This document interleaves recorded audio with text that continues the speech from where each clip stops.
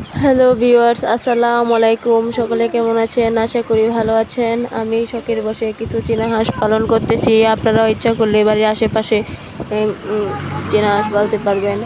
এগুলা বেশিরভাগ ঘাসই খায়, পানি ছাড়া এগুলো পালা যায়, পানির প্রয়োজন পড়ে না।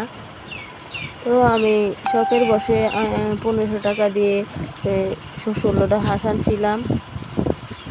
তো আল্লাহর রহমতে হাঁসগুলা ভালোই বড় হয়েছে। এগুলোর জন্য আমি ধানের কুড়া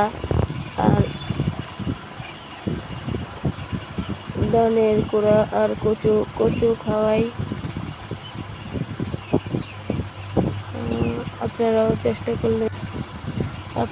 চেষ্টা করলে বাড়িতে খালি জায়গায় হাঁস পালন করতে পারবেন।